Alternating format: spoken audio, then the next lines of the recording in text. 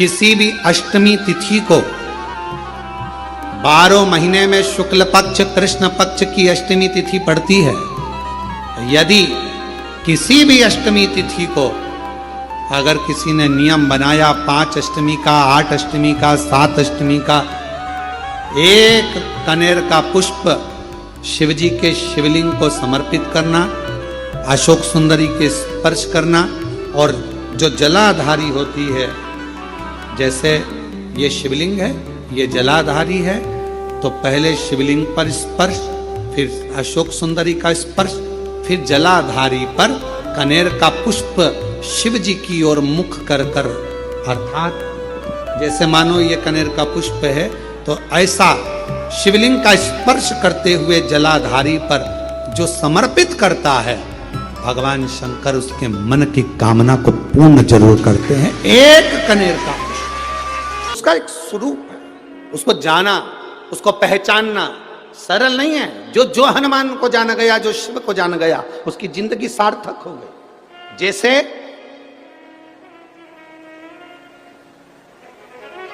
आप एक बेलपत्र,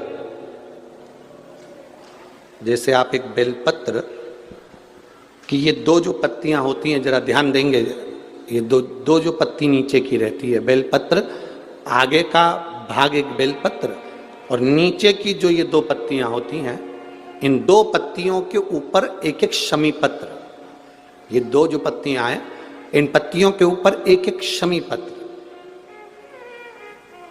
और लाल चंदन, ये रखकर कितना भी रोगीला व्यक्ति हो, रोग से ग्रसित व्यक्ति हो, जिंदगी में कितना ही दुख पड़ रहा हो, बेलपत्र की ये दोनों पत्ती, जिसके ऊपर शमी पत्र रखकर, लाल चंदन रखकर, श्री हनुमान जी महाराज और हनुमान जी महाराज के तीसरे नंबर के भाई श्री गतिमान जी, हनुमान जी कितने भाई हैं? 6। उसमें हनुमान, रतिमान, व्रतिमान, मतिमान, गतिमान, तो जो नीचे के क्रम में आते हैं श्री गतिमान जी, उन गतिमान जी हनुमान जी का नाम लेकर जो शिवलिंग के ऊपर समर्पित कर देता है, रोग का निवारण होता ही है, रोग मुक्ति होती है। और कोई से जाकर कहे कि महाराज हमें बताओ कि पारत का शिवलिंग है तो हम उस पर क्या चढ़ा दें कि हमारी मनोकामना पूरी हो जाए, सफेद शिवलिंग है तो उस पर हम क्या चढ़ाएं कि हमारी मनोकामना पूर्ण हो जाए, काले पाषाण का शिवलिंग है तो हम क्या चढ़ाएं कि हमारी मनोकामना पूर्ण हो जाए, स्फटिक का शिवलिंग है हम क्या चढ़ाएं कि हमारी मनोकामना पूर्ण हो जाए, मां नर्मदा के जल से निकला हुआ नर्मदेश्वर शिवलिंग है, हम उसे क्या समर्पित कर दें कि हमारा कार्य सिद्ध हो जाए। भगवान का एक नाम है अघोर। ब्रह्मा जी को दर्शन दिया, अघोर मतलब सिद्ध नाम, सिद्ध करने वाला, कार्य की सिद्धता देने वाला। और बहुत ध्यान से सुनना भाई, नवेगांव वालों, फिर कहूंगा, अगर दिल में कोई बात है और आपकी वो कामना पूरी नहीं हो रही, बहुत प्रयास कर लिया आपने, कामना सिद्ध नहीं हो रही, एक लोटा जल, एक जल का पात्र लीजिए, उस जल के पात्र को लेकर उसमें थोड़ा सा लाल चंदन डालकर बेलपत्री के वृक्ष के नीचे और देवादिदेव महादेव को चढ़ाना प्रारंभ कर दीजिए, शिव को चढ़ाना थोड़ा सा जल। उसके बाद में एक लोटा जल स्वच्छ फिर शिव जी को चढ़ाओ।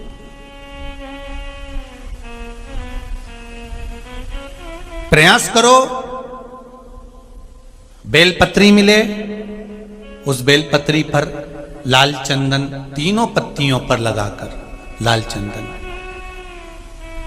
बेलपत्री के वृक्ष के नीचे समर्पित कर कर, उसी बेलपत्री के वृक्ष के नीचे का बेलपत्र वापिस लेकर श्री शिवाय नमस्तुभ्यं बोलकर आपकी कामना कहकर भगवान शिव पर अघोरेश्वर महादेव का नाम लेकर आप चढ़ाना प्रारंभ करिए। बाबा आपका कार्य 3 महीने के अंदर पूर्ण कर देगा, सफलता देगा। शिव जी का एक नाम है अघोर।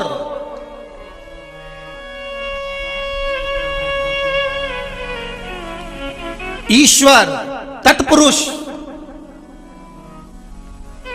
शिव का एक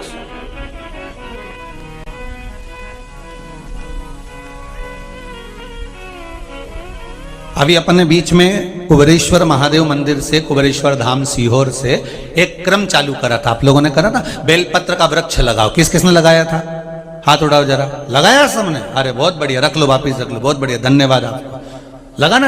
अगर हमने वृक्ष लगाया है, बेलपत्र का वृक्ष रोपित करा है, या कहीं बेलपत्र का वृक्ष है उसके नीचे भी अगर हमने बेलपत्र समर्पित कर कर भगवान शिव का घोर नाम लेकर अगर बेलपत्र को ले जाकर शिव को समर्पित करा है तो उसका कार्य सिद्ध होता ही है। करके देखिए,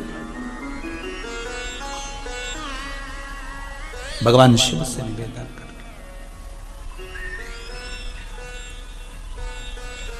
महाराज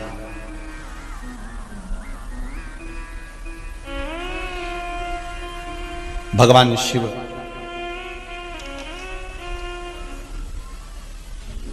वो साधारण नहीं, पूरे संपूर्ण विश्व का कल्याण करने वाला। वो कहते ना, जग का स्वामी है तू,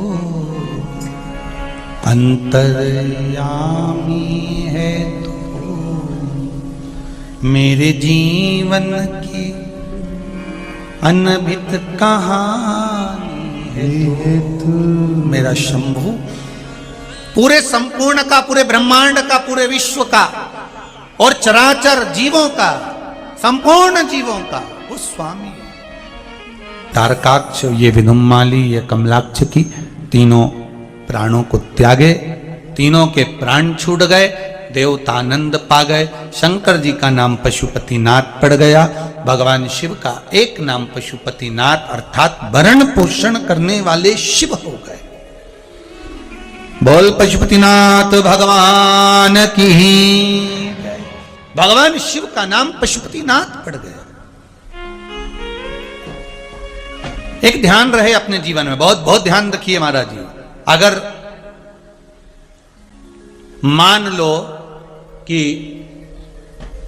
कोई औषधि आप ले रहे हैं, कोई दवाई आप ले रहे हैं, कोई औषधि आप ले रहे हैं, कोई दवाई आप खा रहे हैं और उस दवाई का रस लगी नहीं रहा, वो दवाई आपके शरीर को लगी नहीं रही है। मान लो होता है कभी कि जिस दवाई को आपने खाया वो दवाई आपके शरीर को ना लगे, तो महाराज